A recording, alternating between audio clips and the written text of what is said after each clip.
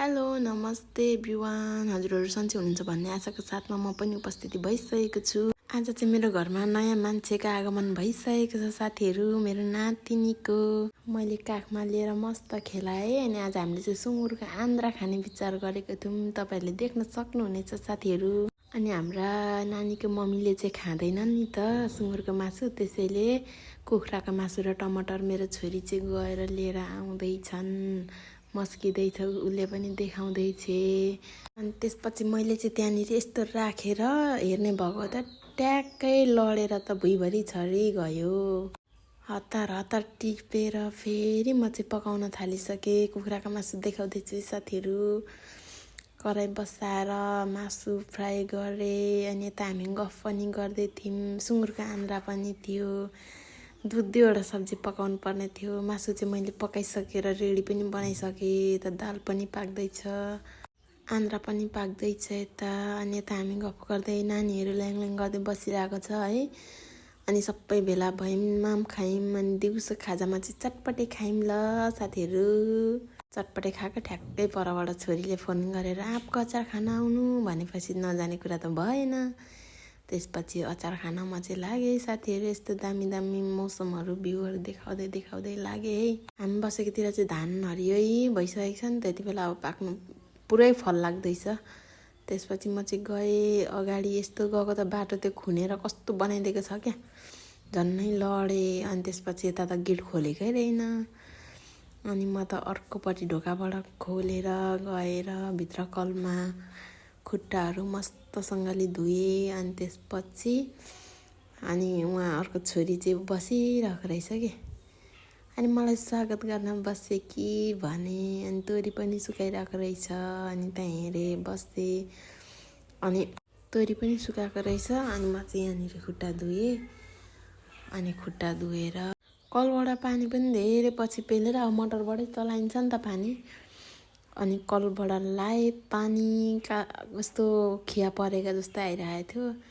अनि खुट्टा धोएर म चाहिँ भित्र छिरेँ है साथीहरू। मलाई स्वागत गर्नको लागि चाहिँ मेरो अर्को छोरी आएर बसिरहेको रहेछ। अनि भित्र गएको त है भिडियो बनाउँदै रहेछ उसले पनि। अनि भिडियो बनाउँदै रहेछ। अनि यता हेरेको त आँपको अचार टक्क देखेँ। वाउ, यो देखेपछि त अहिले पनि मलाई मुखमा थुक आउँदैछ ल साथीहरू। डेकोरेसन पुरै चेन्ज गरेको रहेछ यहाँ चाहिँ। अनि यसरी उसले पनि भिडियो बनाएको रहेछ, देखाउँदैछ। अनि मैले उनीहरू दुईजनालाई स्वागत छ भनेको नि हाई गर्दै बसेँ। हाम्रो सानी नानी पनि यता छ, ज्ञानी मुनु। यस्तोहरूको माया लाग्छ, के गर्नु र साथीहरू, के गर्नु र के यतिको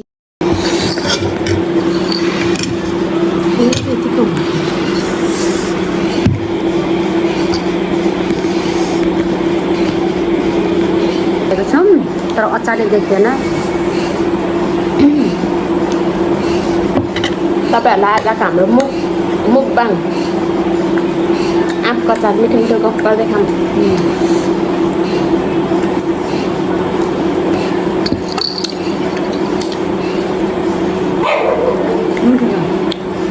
बनाउने मान्छे हो।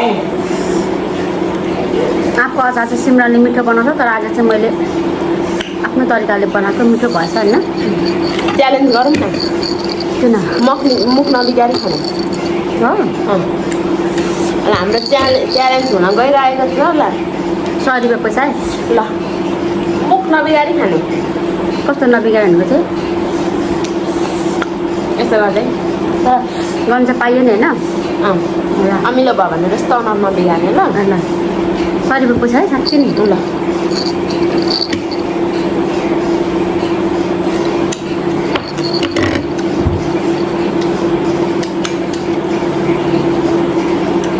मिठो भयो। मिठो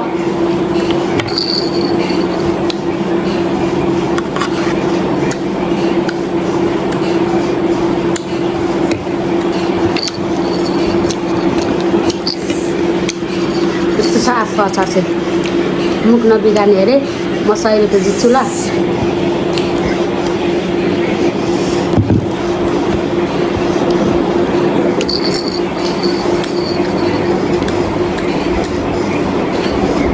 खाउन दाँत पुडेको छ क्या दाँत पर बसेर हेर्ने हेर्न दाँत पुड्यो नि त नि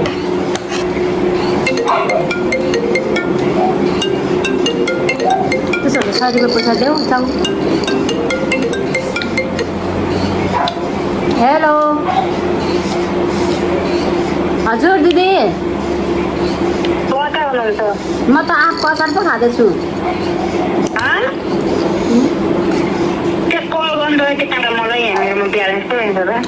ल हेलो गाइस आज चाहिँ हामीहरू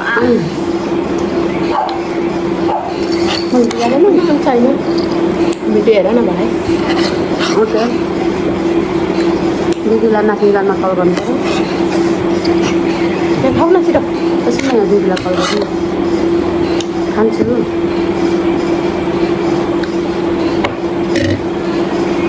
दिदीलाई कल पनि गर्नु दिँदैन कस्तो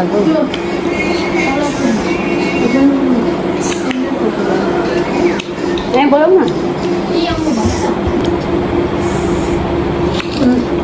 सिमरन चाहिँ हार खाएर गयो ऊ गइसक्यो ऊ आयो अरे होइन अब म चाहिँ आनन्दलाई खायो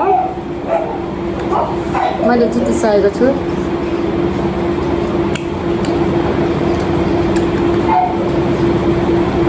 म एक्लै भएँ मेरो चाहिँ क्यामेराले खिचिरहेको छ म पनि बिगारेको छुइनँ ओके